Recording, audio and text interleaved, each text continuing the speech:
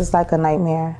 And they just looking at me like my son basically is not gonna make it. Doctors doing everything they can to save a 6-year-old boy. Zaire caught COVID-19 and was on life support. It was either we take this risk and he died. We got to take a chance for him. These are images of him in a coma on an ECMO machine at a hospital in Salt Lake City. It's a step above a ventilator. Zaire is one of the few children in the country who needed it. He was flown there from Las Vegas because there was no machine for him here. I got a few medical bills that came in. No one can afford $1 million medical bill. Sharella Ruffin, home in Vegas now with Zaire, is speaking out to let parents know how a COVID-19 infection escalated quickly, almost took his life, and still consumes theirs. She says in early September, she kept Zaire home from a local school. He was not feeling well. He became weak, wasn't hungry, had rashes, then terrible seizures. He had recently been diagnosed with epilepsy.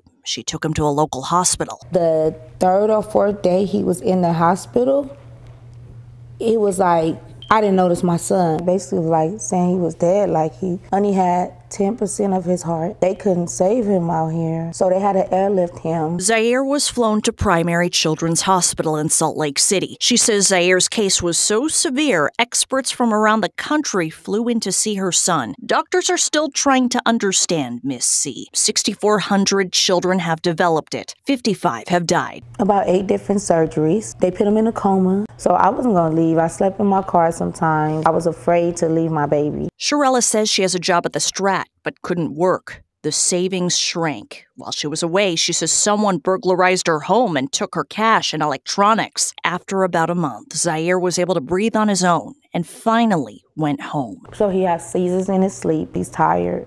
He's very, very exhausted because of this. I have my days where I wake up in the middle of the night crying.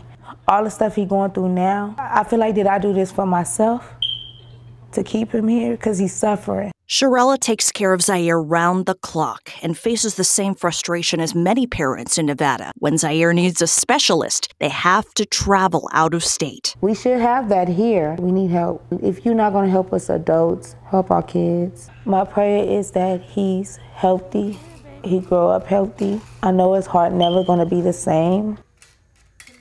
And doctors say getting the vaccine protects your child and other children from COVID complications like this. Sharella still needs to get to Salt Lake City for Zaire's medical visits, but that involves gas and hotel money.